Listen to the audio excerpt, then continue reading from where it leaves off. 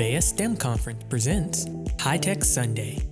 On today's episode of High Tech Sunday, our hosts, Dr. Vaughn and Lango Deen, sit down with the 2021 Black Engineer of the Year, Gerald Johnson. Up first is Corning Incorporated's Manager of Technical Talent Pipelining, Dr. Vaughn. Next is Career Communication Group's Senior Technology Editor, Lango Deen.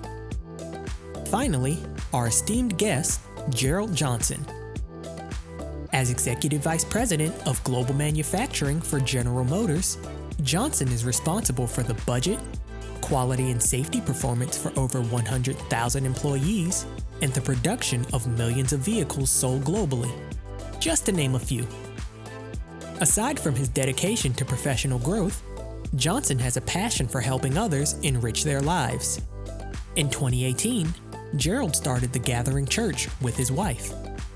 The Gathering Church helps support inner-city children, teenagers, and the homeless population across Detroit. And without further delay, High Tech Sunday, featuring Dr. Vaughn and Lango Deen. Well, thank you so much, Brandon, and welcome everyone to this episode of High Tech Sunday. We are again in for a really great conversation with today's guest, Mr. Gerald Johnson. How are you doing, Mr. Johnson? Mark, I'm doing excellent. Hopefully you're doing well. I am, and I'm really looking forward to the time that we have together. Since it's still January, I'll say Happy New Year to you. Hope that 2021 has already been good to you and to yours, and that it's only a glimpse of great things to come. As we get ourselves kind of settled in for today's conversation and get a chance to know a little bit more about you and your journey, there's a whole lot that we would love to learn. So we'll get things started by actually asking you, if you don't mind, to share with us a little bit about yourself. If you were to give kind of the elevator scenario of who Gerald Johnson is, what would you say? Who are you? I'm a kid from the south side of Cleveland that's living a life that's beyond what he ever thought was possible, wasn't in his realm of possibility. I'm enjoying that. And the journey to get there is one of constant challenge and a willingness to adapt and change. Wow. One of the things that I do as we're listening to our guests week after week is to try to capture what I call headlines, those things that really kind of just hit you upside the head and it sticks with you. And when I heard you say that you are living beyond what you could have imagined, that certainly is something that we're going to dig into more. What is it, would you say, at this point in your journey that drives you? What is your passion? What is your mission? What is it that motivates you to get up and keep doing what you do every day? Mark, excellent question. And I'm extremely blessed because I have many passions and I get to feed all of them. Passion one, my faith expressed through our church in helping young kids, working through elementary, working with teenagers that have experienced trouble and are in a home that's called the Covenant House, and then even men who are associated with Mariners Inn who are working their way through homelessness. That's passion one, and that's the expression of my faith. Passion two, my wife and my family. I have 7 children. Yes, I said 7, 3 girls, 4 boys. I used to drink coffee coming home from work so that I could keep up with the energy in my house. But they're still my passion. My youngest is 20 now. My oldest is 28. And watching them grow into adulthood is a blessing. And it is a passion of mine to help them succeed better, faster than I would have or could have in the same age bracket. Thirdly, I do get up every morning with the responsibility and awareness that I am responsible for the safety, the well-being, the capability and performance over 130,000 people globally who are doing work for General Motors inside of manufacturing. That is a burden that I carry, and I carry it with a great sense of honor and privilege, but also with the responsibility. And I try and convey that to my team. But I get up with a passion around making sure all that is going well. People are operating safely. People are confident and feeling secure about their income and their job opportunities. People are growing and being developed and their capabilities being acknowledged. And then lastly, that they're winning. They're delivering and they feel good about what they're accomplishing every day. So that's my other passion. My last passion, if you will, is I'm a diehard Cleveland Browns fan, and it broke my heart this weekend when they lost to Kansas City Chiefs. Wow. So I'll leave the Browns alone. I'll try to. We're here in upstate New York, and so it's we're very grateful that the Buffalo Bills are coming back, and they're facing the nemesis of the Browns, the Kansas City Chiefs this week, and we're hoping that their outcome will be different than Cleveland's. So I'll leave that alone. But the passion for the expression of your faith through the church, the passion for your wife and your family. And by the way, you get the prize. My wife and I have 5, and people look at us like, wow, what were you all thinking? Now I can tell them that Mr. Gerald Johnson, he won the prize with 7. Amen. And so the wife and family. You can say, one guy crazier. Well, so I'll people will interpret it. I'll say one guy who's more blessed. They'll still say crazy, but you and I will know what the truth is. The responsibility and awareness that you have for this really daunting challenge to be holding the reins, if you will, for the safety, for the well-being, for the career success, and you said even happiness, the satisfaction for some 130,000 people. When we heard that in the intro, I was blown away. I think that the last time I checked, there weren't 130,000 people in the entire county that I live in. So that folks will just give you an idea. This is a little state that Mr. Johnson is running, and it's a passion, and I'm excited to hear you say that. And then also, again, we've already talked about the passion for the NFL, but let me drill down a little bit on 2 of these. Industry. How did you land in the field that you are in? And also, how is it that you came to be not only a man of faith, but a servant leader that is responsible for shepherding others? So talk to us about how you came into the industry, and then we'll talk about ministry.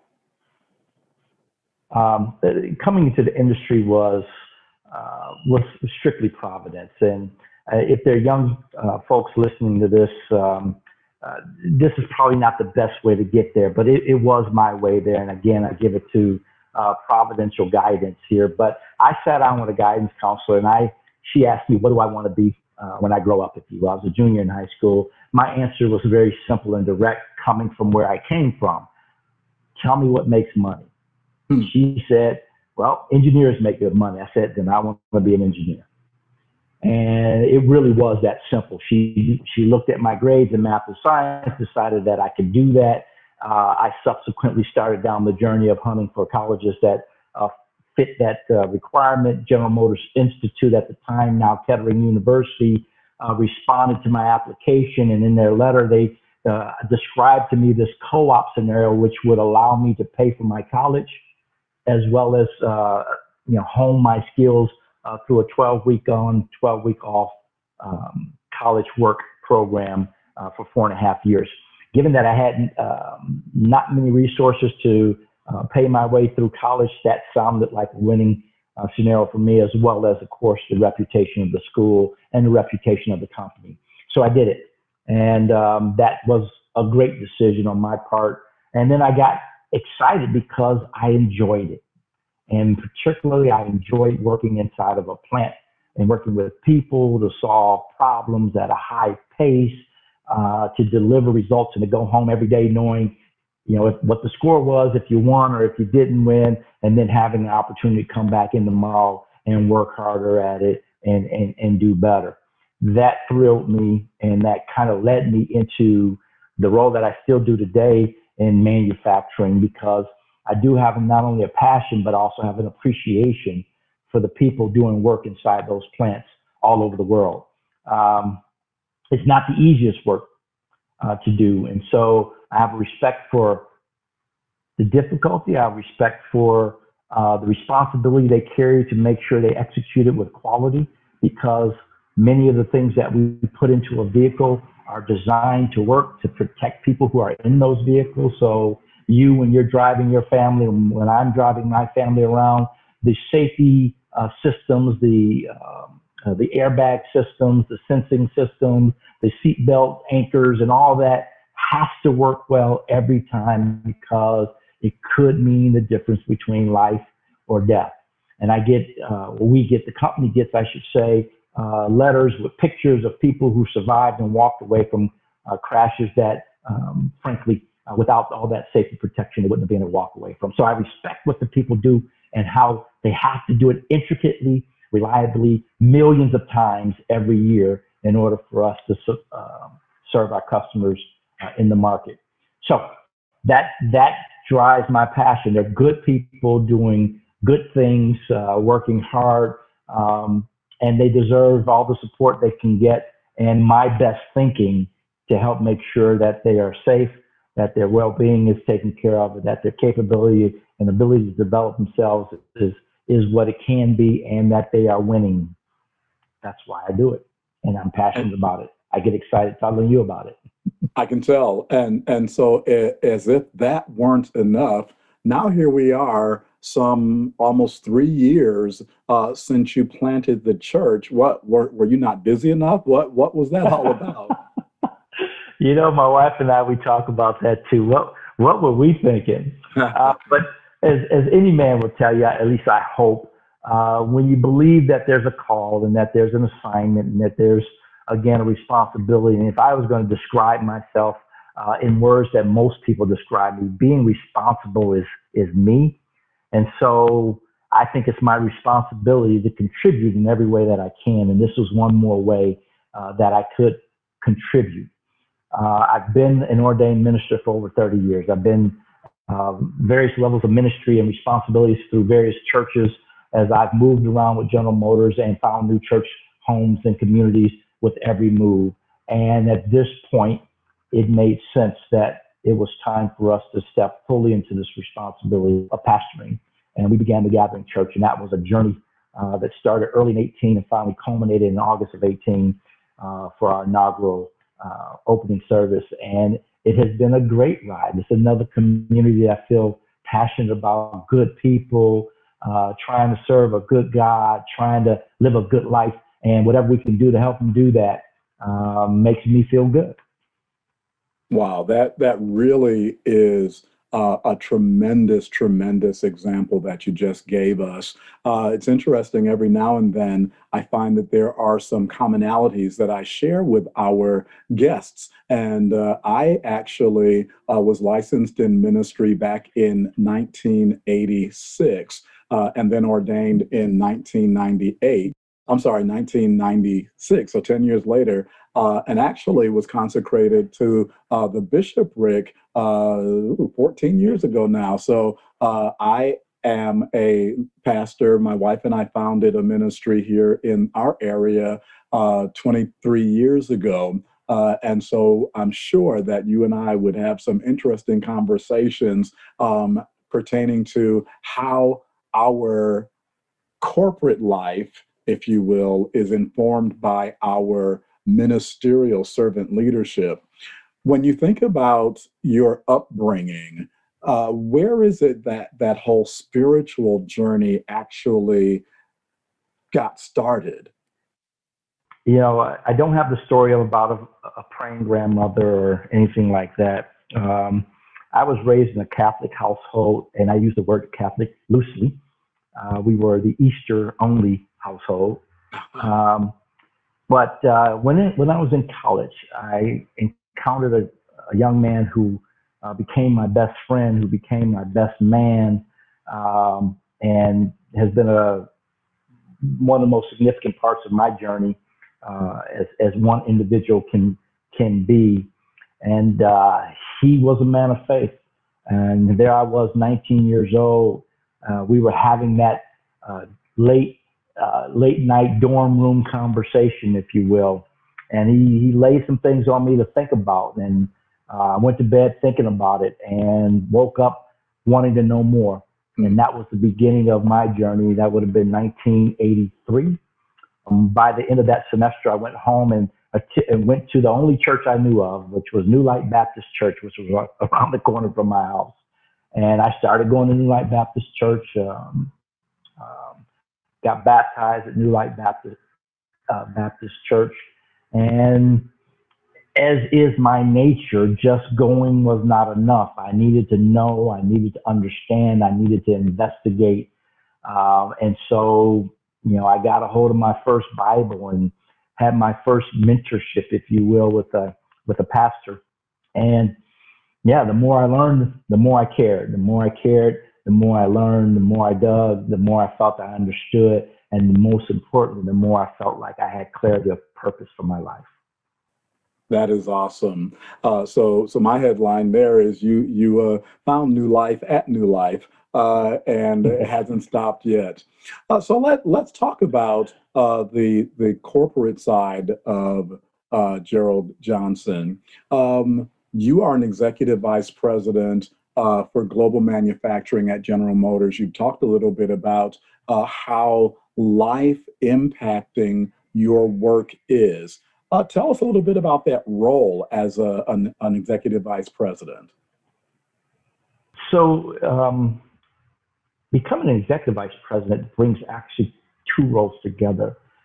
I rely on my team to manage and understand the issues of the day, to resolve them and escalate as necessary. A greater part of my role is thinking about tomorrow. And so when I talk about being responsible for the well-being of 130,000 people, that's me looking down the road 5 and 10 years and making sure we're mapping a path that's going to give them the greatest opportunity for a future 5 or 10 years down the road.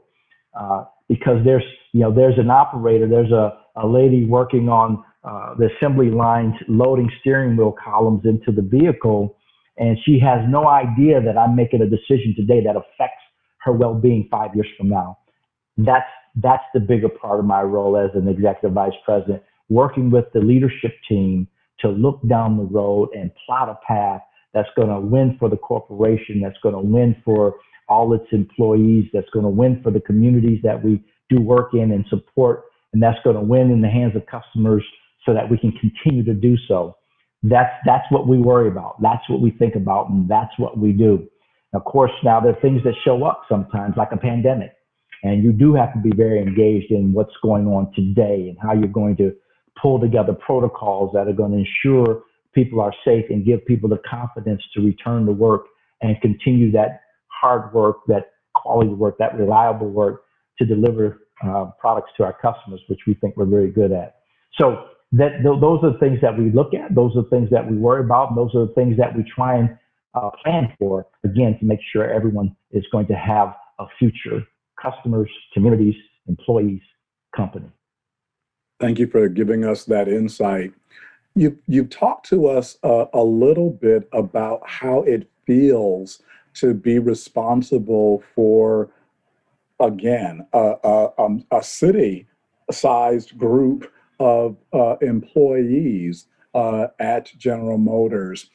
And this is global, if I'm understanding correctly. So can you tell us how or if Pastor Johnson, Minister Johnson, and the lessons from that servant leadership have been brought to bear as an executive at General Motors?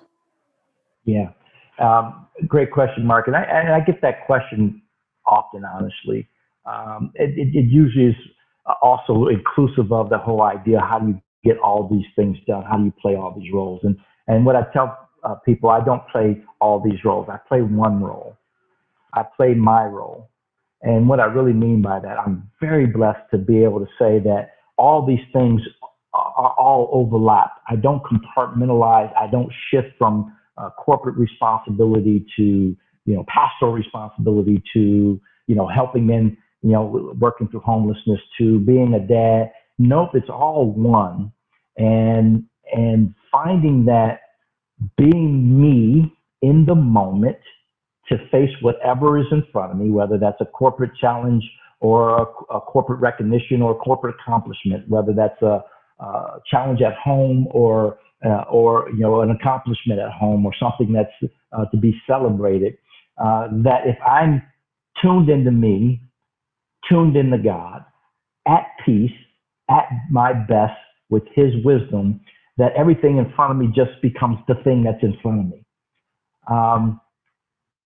A while ago, you may have heard of Pastor Miles Monroe. He's gone on to be with the Lord now. But I never forget 1989. I got a hold of his book on purpose, and actually, it was his message on purpose. And I really spent probably 2 years of my life trying to settle down and pray for wisdom and understanding and clarity on what's my purpose and what am I to do and what's my gifted capability so that I can apply it over and over and over again. And I got insight in that window of time of what that was, and I just keep using it over and over and over again. I am a gifted problem solver, and I just keep putting problems in front of me, and it doesn't matter if they are marital problems and counseling that's needed, or if they're technical problems and getting the plan up and running, or if they're pandemic problems and what it takes to figure your way through it.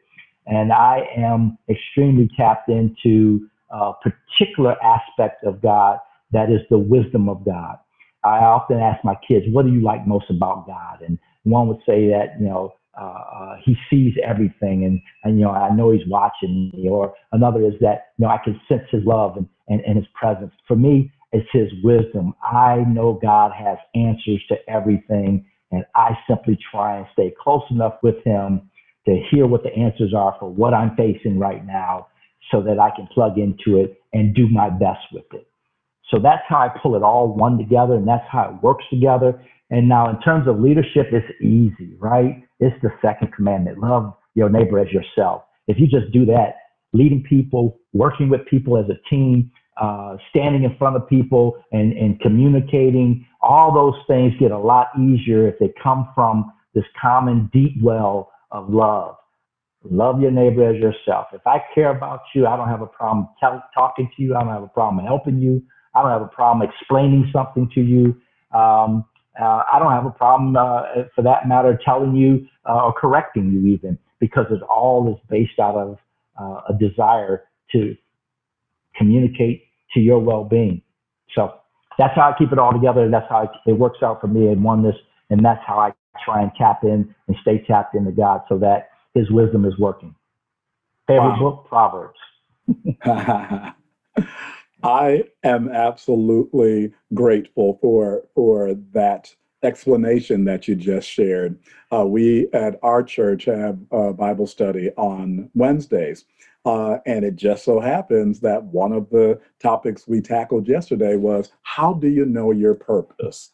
And so the answer that you just gave, I'm going to have to tell everybody, tune in to High Tech Sunday when Gerald Johnson's episode is airing, and you will get some reinforcement about purpose.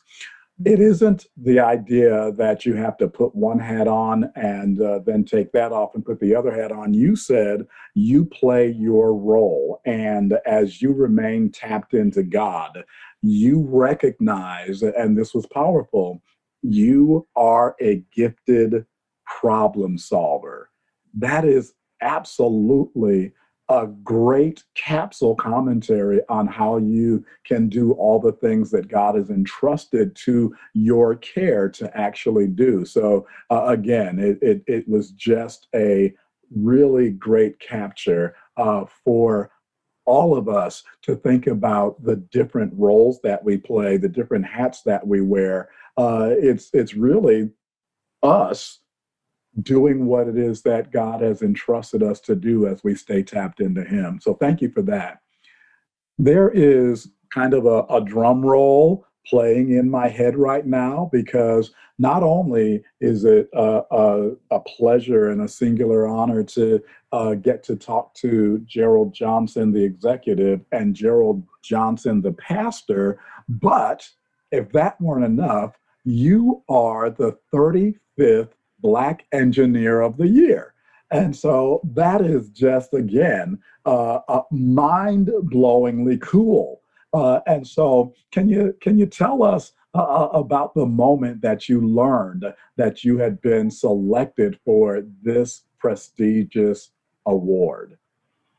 Absolutely, I can. I'm sitting at my counter having a conversation with my daughter, Mariah, and heck, she's my deep thinker, so we were probably talking about something deep. And I get a phone call from Mary Barra, who actually, Tyrone Taborn's on the call, and Tyrone goes on to start asking me about some problem he has with his Cadillac.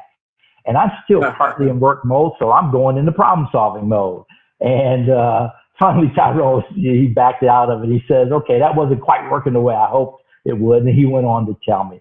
It was a great honor, of course. I was not expecting, of course, these aren't the things you think about.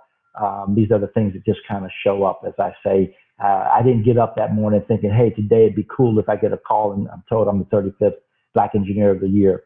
No, it just showed up. But it is an honor. I've been going to BEYA for decades, and I've always been impressed with the amount of talent and giftedness that's in the room, that's in the building, in the hotel at that time. It would be virtually this time, but all that talent and capability, all the people who get up and speak with great eloquence, and the accolades and all the accomplishments that are sitting on the Diaz, or for that matter in the audience. And so it's a great honor to me that someone looked at this life that I've been walking, this journey that I've been on for a while, and the work that I've been doing, and pause to say, hey, that's worth acknowledging. So I'm grateful. What's funny, my daughter was sitting there, she's listening to this conversation, and I get off the phone. She says, so you're the 35th Black Engineer of the Year.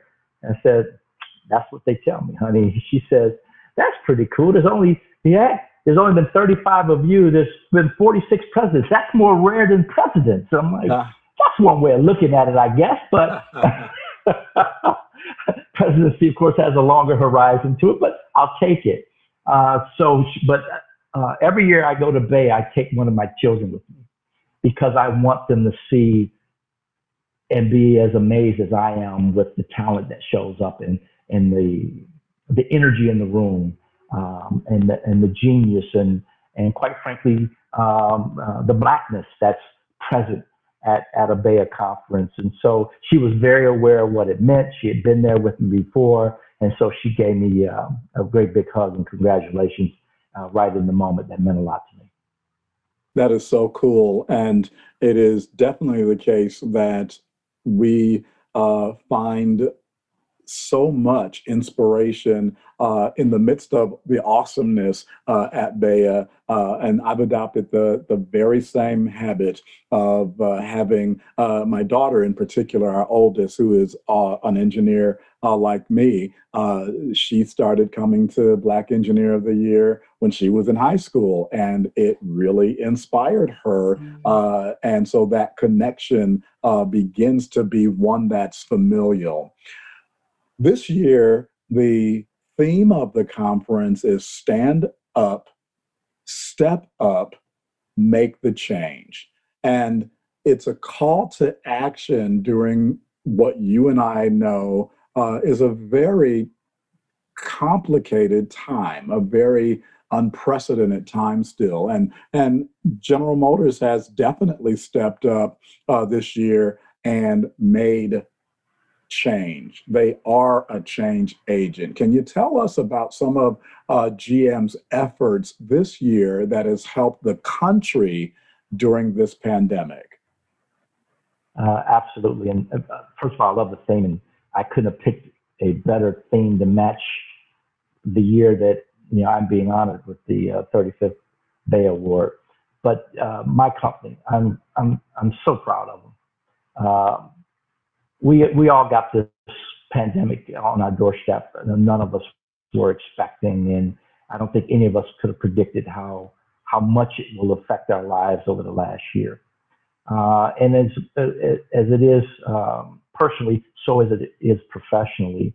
And so right away, we began to work on having protocols pulled together because my role is global, because our company is global, and because the pandemic kind of took a pattern through Asia to Europe and then to the US. We did have a precursor and have an early start on looking at what it took to protect ourselves as individuals, but also to protect ourselves as employees. And so the protocols and the equipment that we onboarded to start producing masks in 7 days. We found equipment and we began producing masks. And our first order of business wasn't to produce masks for our own benefit. Those first masks went to first responders, medical professionals, and then we added to that teachers and schools and hospitals, and then we kept growing and adding capacity until we're able to continue to provide the support to our communities, but also provide mass production for all our employees as we began to return to work in May after being out for a little over 2.5 months. In addition to that, on Wednesday night, I get a call from Mary Barr. She says, "Hey, I just took a call from a group who's interested in asking if we would be willing to work with a ventilator supplier company to help them at that time break the bottlenecks to allow them to produce more ventilators." Of course, that's my supervisor. I said, "But of course I'm interested." And so we got on the phone call. I had our Vice President of Manufacturing North America, Phil Kinley, join me on the call. That Friday, he took a team of engineers out to Seattle, where Ventec, the ventilator company's operations were. By that Saturday, our purchasing team had all the part number specifications and were going out across our automotive network to identify suppliers who would begin to produce components for the ventilator. So by Monday, we had 98% of those parts sourced. Wow. I had manufacturing engineers already processing to produce. We were already in Kokomo, Indiana, which is where we decided that we would convert our manufacturing capacity to start producing these ventilators. By that following weekend, we had all the equipment show up. By that following week, we are hiring and training people. The bottom line is in 30 days, we stood up a ventilator manufacturing operation, and we shipped our first pallet of ventilators to a hospital in Chicago, and we kept producing and adding people and equipment to the tune of 30,000 ventilators to the country to help get through the challenge of the therapeutics of this pandemic. So I'm proud of the team for what they accomplished. I'm proud of our organization for kicking in and basically donating our capability and our capacity and our technical wherewithal, and then of course partnering with Ventec to produce ventilators. And every ventilator we knew had a life attached to it, and we're proud to be able to do it. That is such a great reminder. All of us probably will remember close to a year ago when those announcements were made, and GM was right at the forefront when it came to switching those lines over and producing the ventilators and the masks and the work that was done. It felt bigger than industry. It felt like an American response that we were so blessed to have a GM to step up and lead the charge. I am very proud. Proud is the word of the role that my company, Corning Incorporated, has played in a similar fashion. But the lives that were saved because of what you just described is absolutely a testament to not only the values that GM must espouse, but also it's a testament to the ingenuity that people don't necessarily think about when they get behind the wheel of a car. And so thinking about cars, what GM continues to do that's new, even in the midst of what we've all been through, is also exciting. You've made a commitment to electric transportation. Why was it that that commitment was so important to General Motors? And what impact do you think that effort will have on the world? Thanks, Mark. As every event has a context, sometimes we take the event as if it were standalone, but it's actually in a context and, if you will, in a flow. So when Mary Barr took over the role as CEO of General Motors and subsequently chairman of General Motors as well, and reshaped our purpose. And so this is going to dovetail to my earlier conversation about my own personal journey for purpose. We had a corporate journey for rethinking purpose. And that purpose boiled down to a new mission around zero crashes, zero emissions, and zero congestion. And all that was to say, producing vehicles is not a purpose, it's an outcome. We needed to know why we were going to produce vehicles. And once you knew why you were going to produce vehicles, you could answer the question why certain technologies were going to be a part of your portfolio. And once you put zero emissions in and start doing the research around that and looking at what technologies are going to enable that to become truth, you end up at electric vehicles. Now we have other technologies, and we're looking at fuel cells and hydrogen and natural gas. But it became clear that electric battery technology was going to be the way that we were going to pursue our mission of zero emissions.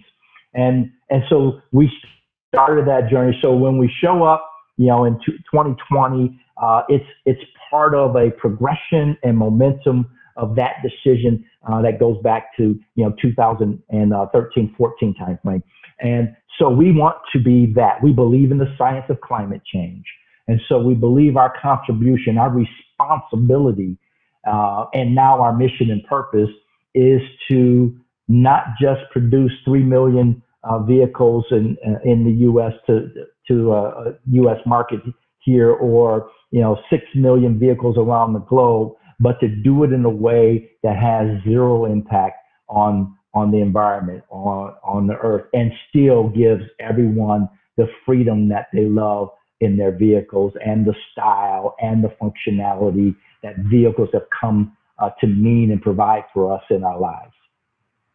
That is so exciting to hear. And needless to say, all of us are in a one way or another going to be impacted by this new innovation. And so I'm just, again, I'm kind of fanboying a little bit over here. Before I hand off to my co-host, Lango Deen, can you really quickly tell us a little bit about GM's Factory Zero? Be glad to. So Factory Zero, of course, connects to the mission of 000, and also connects to our history. General Motors began in Flint, Michigan, and we named that factory Factory One. It no longer produces. It's now a historical site that we use for other purposes, but that's Factory One. When we decided that we were going to launch our EV future in total, we selected the Detroit Hamtramck facility, and we renamed that Factory Zero. Representative of a new company being born out of a new facility, connected to a mission that has 3 zeros attached to it that will define what we do and what we invest in for decades to come, and would also connect 2,000 people to the mission that we call General Motors. Again, zero crashes, saving lives, zero emissions, saving the planet, zero congestion, saving our precious commodity time. And that's what we do. So Factory Zero is going to be the most technological factory when it starts up later this year. And we've already announced and shown the Hummer EV, which is just a mind-blowing vehicle of both capability and beauty that is evidenced by the fact that we've already sold our first year's production. Wow. I'm looking forward to seeing that one. So as you were speaking of what the 000 means, what came to mind was go big or go home. It sounds like General Motors is go big or go bigger. And so it's really exciting to hear about what's coming down the pike for you all. I'm going to try to compose myself for a little bit, and I'm going to hand things over to Lango Deen, and I'll be back in a little while to continue the conversation. But for now, Lango, how's it going? Going good, Dr. Vaughn. The sun's shining, and it's a great day. You're listening to High Tech Sunday, featuring Dr. Mark Vaughn, Lango Deen, and our special guest, the 2021 Black Engineer of the Year, Gerald Johnson. This week's episode is brought to you by the BEYA STEM Conference. Now, a word from our sponsor.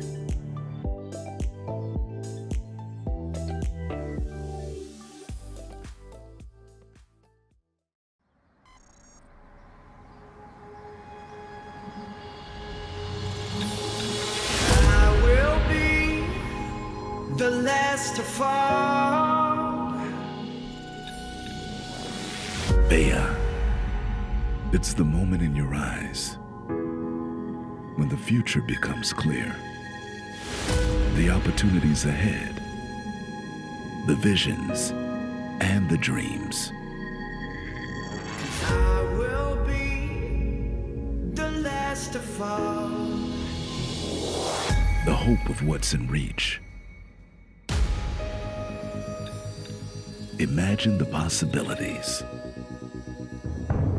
It's the essence of science, of technology,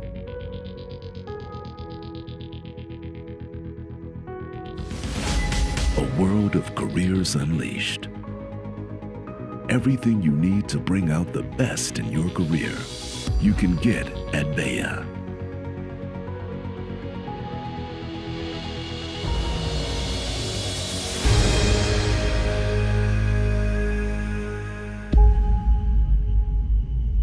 BEYA, becoming everything you are.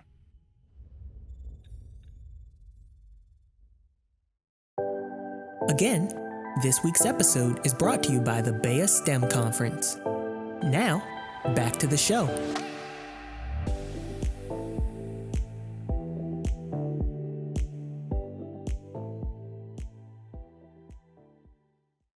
Welcome, Mr. Johnson. It's a pleasure to talk to you again. I tagged two things that you mentioned when you were talking to Dr. Vaughn. One was the very simple and direct question that you asked your guidance counselor, and the whole story behind that. You've talked to us before.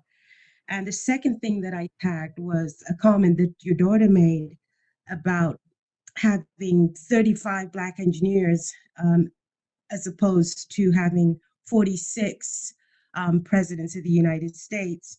So I want you to imagine now one of those three children in your background, 6, 7 years, and they're going to be 17, 18 in the year 2032. And we're ready to install our 46th Black Engineer of the Year. What advice would you give them in terms of how they should make a career choice? And they're not sure. Many young people are not sure.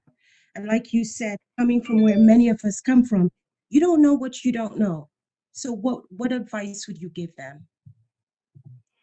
Yeah, like that's the billion-dollar question for every teenager going through that window where lots of challenges are coming at them. Transition is waiting for them at the other side of high school graduation. Hormones are aflame. Girlfriends become a thing. I mean, I really feel for 17-year-olds and what they have to contend with. And all by the while, some adults sitting across from them saying, what do you want to be in 30 years?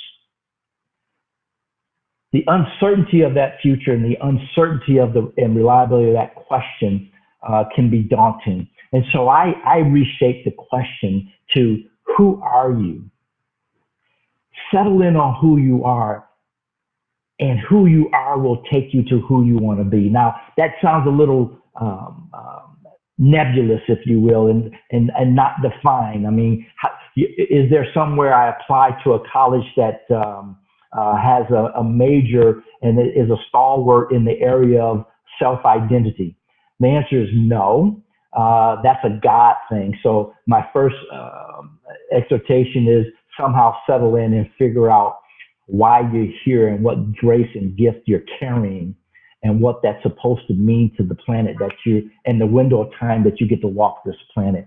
And then you can start to say, and I think that could be most useful in this role or that role.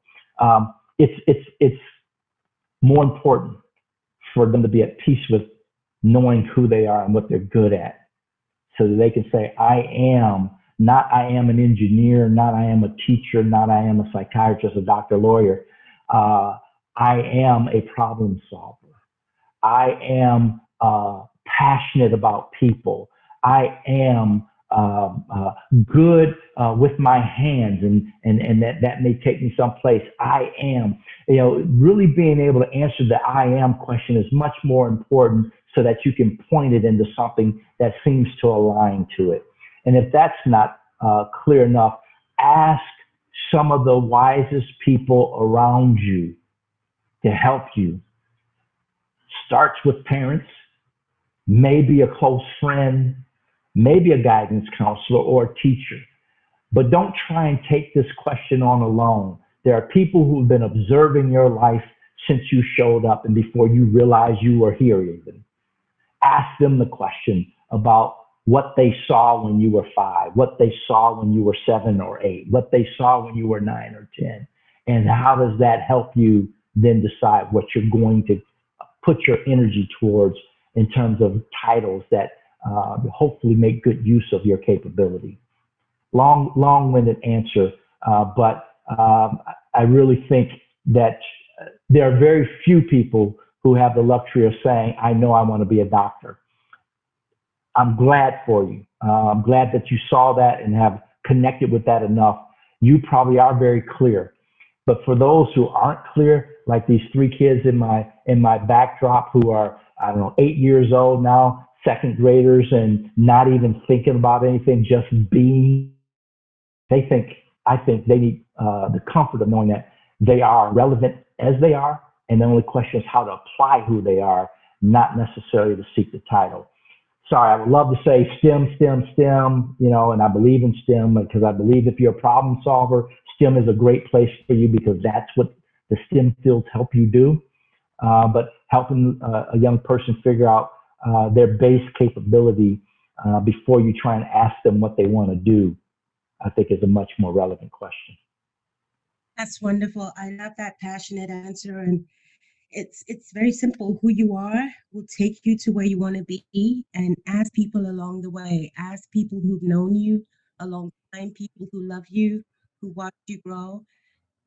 Take advice from them, and that will kind of help you along the path. Well, what if you're good at cars? You love working with cars. You're passionate about cars, and you're interested in a career in the auto industry.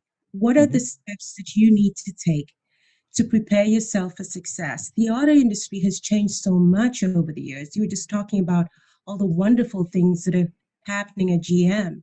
So what tips would you give? What kind of classes should young people take? What lessons should they be paying attention to right now? Sure. And if I could, you started out the question, and there was a time where it would say, I'm interested in cars, I like cars, I like tinkering and messing with cars. I like designing. I like how they look. I love automobiles, and therefore I'm going to go into the automotive industry. Can I just broaden that just for a moment? The automotive industry has a place for people who like people, because we lead people. It has a place for people who like software and like programming, because heck, truth be told, there's more computing capacity in the vehicle of today, and even more so in the vehicles of tomorrow, than internal combustion capability, or mechanical capabilities even. And so there's a broad network. And so at first I'd say broaden your mind. There's a place for everybody somewhere in this industry, from mechanical mindsets to electrical mindsets to human mindsets to marketing, and just knowledge of people, EQ capability. It's all there. It's a full spectrum for people to consider. But if you are very particular to a STEM field, it's the math, it's the science, it's the things that exercise your mind to solve problems. I often tell people this: all of us are here to solve a problem.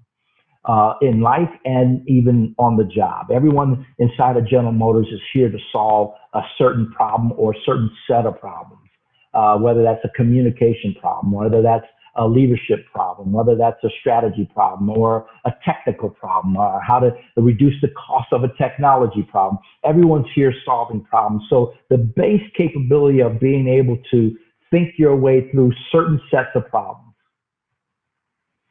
and the skills, or excuse me, the high school classes that allow you to do that. Philosophy and theory of knowledge is a great class, because it helps you just to think about things and to think about how to organize information in a way that's going to allow you to see your way to a solution, or see your way to an improvement, or see your way to a conclusion. And that's the base capability I think everyone needs to develop. And you can develop it in different areas of expertise, but by all means, learn how to take in information, sort it down into things that are going to give you insight, and then how to take those insights and either communicate it to someone to take action, or to be able to take action yourself. So there are classes that help you to think through problem solving. In fact, I would almost argue with some very narrowly focused degree programs, going to college is really all about figuring how to do just that. Take information, assemble it in some way that gives you an insight so that you can take a particular action. You learn how to do that skill set. You can apply it in any field. Theory of knowledge, math, science, all those things help you develop that capability. That's wonderful. Thank you so much, Mr. Johnson. In your conversation with Dr. Vaughn in the beginning, you talked about entering a program the co-op program where you were 12 weeks on and then 12 weeks off. Are there any other GM programs, similar GM programs, internships available that can steer young people toward a career in GM specifically? Yes, absolutely. And so thank you, Lango, for bringing that back up. I think the opportunity to learn and do work relevant to the things you're learning about is a huge advantage. I found it personally to be an advantage for me early on in my career, and still paying dividends. And so any student that has interest, first of all, Kettering University still has the same program they had 35 years ago when I was there, in terms of 12 weeks of school and curriculum, and then 12 weeks of work. And usually that work is applicable to the curriculum. And so you have this constant melding of theory and application that I think gives people a head start and an advantage. And if not a co-op, then internship programs. And General Motors does both. Internships that allow you to make use of your summer time frame to, again, work and apply what you've learned in a work environment, working with a team of people and learning the dynamics of team engagement and problem solving are all skills that you're going to need in the future, and are going to help you quickly adapt to the work world when you graduate. So those programs, I think, give everyone a leg up. So if you can take advantage of an internship, if you're in a normal semester program, then do that. But if you have the choice now to connect with a co-op situation that's very defined and keeps the work and the school connected, then I'd be a strong advocate for Kettering University and other programs that provide that. But since I am a graduate of Kettering and on their trustee board, I'm going to strongly recommend Kettering University as a co-op opportunity for those who are interested, especially in engineering and STEM related careers. That's wonderful. Don't forget that name, Kettering University. So January is Mentoring Month, and I'm always excited about this month. But I read something today from the National Science Foundation, which kind of dampened my enthusiasm a little bit. And what I read was that their research shows that even if marginalized students earn degrees, bachelor degrees, they're still less likely to receive mentoring or be retained in STEM careers. So, what advice would you give in terms of effective mentoring? What do you do as a mentor? Because I know you've mentored hundreds of people. What do you do? What would you tell young people in terms of finding a mentor? Maybe you can share a success story of you mentoring or being mentored to sort of like, give us a lift this afternoon. Sure. Mentoring is like anything else, it's a relationship between two. And so the degree of honesty between the two is what enables that relationship to be meaningful and multiplicative for the mentee, especially, and rewarding for the mentor. So I first try to really understand what it is that they think they're trying to accomplish. And that runs the gamut. Maybe they don't know. So then we start there. What are you good at? What are you trying to accomplish? What do you have passion around? What makes you excited? And then we build from there into career options and decisions that are going to help them. If they're already in, some of it is how do I adapt myself to my work environment? And so we have that kind of a conversation of how to connect, adapt, and relate in a new environment or to a supervisor or to a work group or work team. And if they've passed that, then it's how do I optimize or maximize my capabilities or my performance and delivery in the role that I am. And then we have conversations that are going to enable them to understand the problems that they're really set to solve and how they can engage those problems. And probably in most cases, more importantly, how they communicate with people they need to get support from or to get their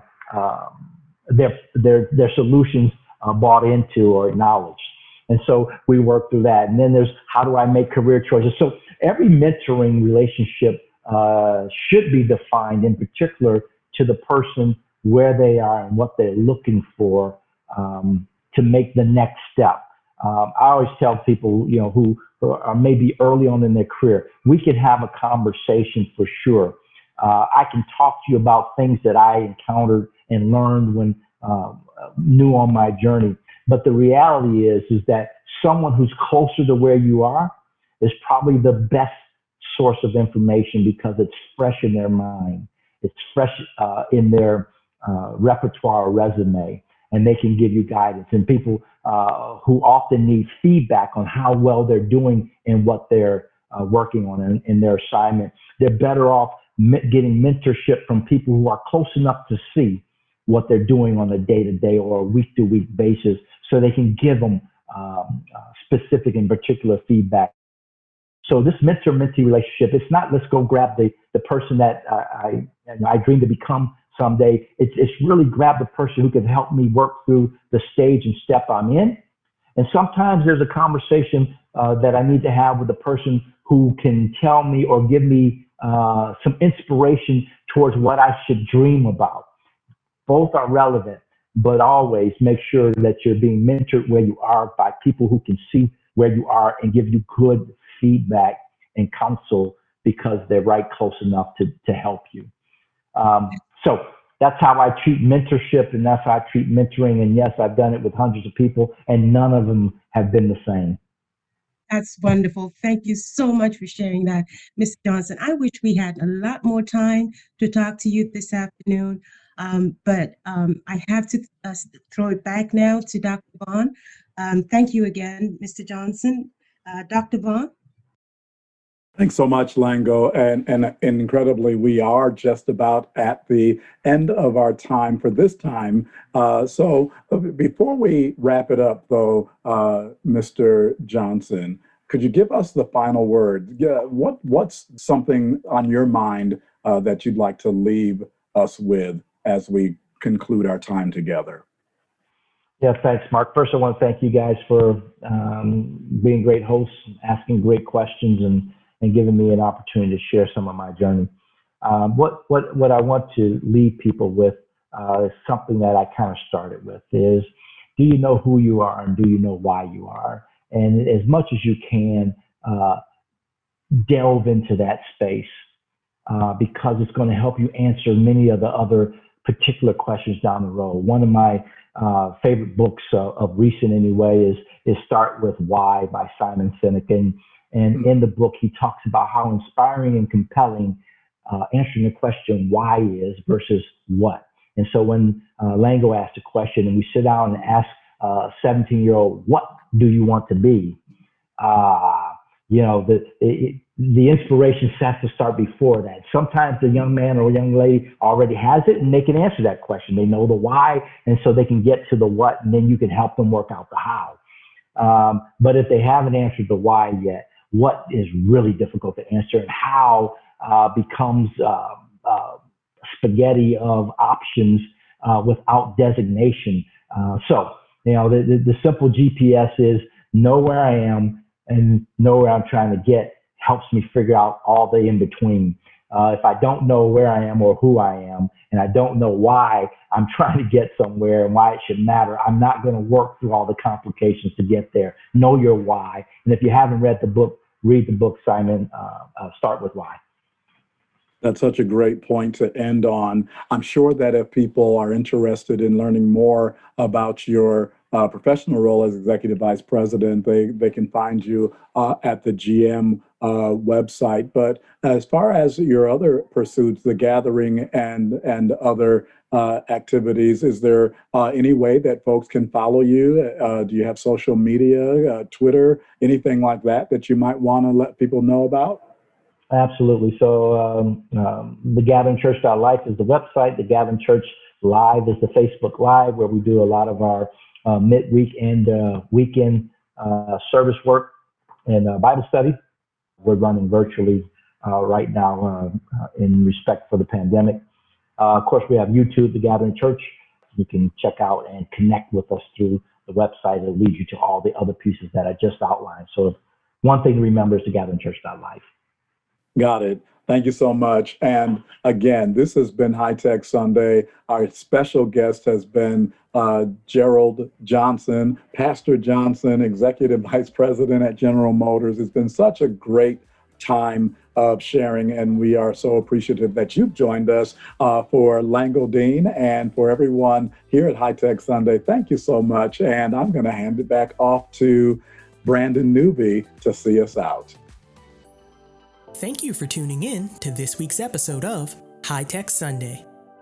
Career Communication Group's High Tech Sunday looks at professional development and technology through the lens of spiritual philosophies.